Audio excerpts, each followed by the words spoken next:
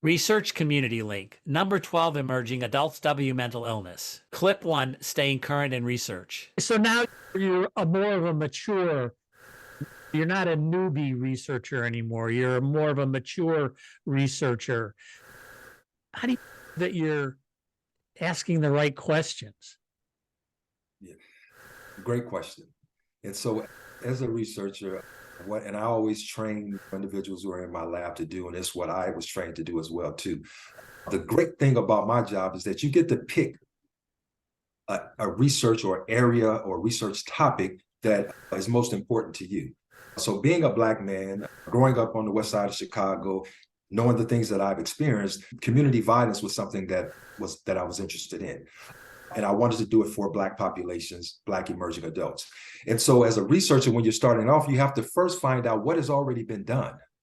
And so the big task is to do a scoping review of all of the different types of research. And I would go back 20 years to say what researchers have been doing things on topics around community violence exposure for Black emerging adults, looking at mental health outcomes, behavioral health outcomes, and things like that, because we're trying to identify gaps in research that we can then fill. So how do you make sure that you're staying in touch with the new stresses that are contributing to community violence?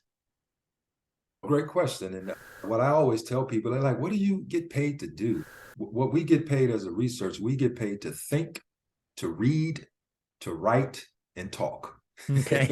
That's the big things that we get paid to do. And once you stop doing those things, then you no longer will have a job.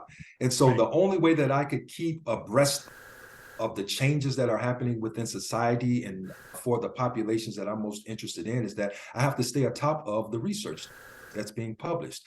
I have to stay engaged in not only in the work, but then also in how am I conceptualizing the problems that is happening for this population. Back in 2014, when police violence really started kicking up after the killing of Michael Brown in St. Louis, which I was living in there, then you see a lot of researchers now going into investigating police violence and its impact on Black populations. When Michael Brown was killed in Ferguson, Missouri, that's when you started to see the influx of research papers and things like that, and other op-eds talking about police violence and its prevalence rates and things like that. And since then, you've had a plethora of papers come out. But I was most interested in how do we examine the frequency of people who are exposed to police violence that they perceive that the actions of the police is because of the color of their skin.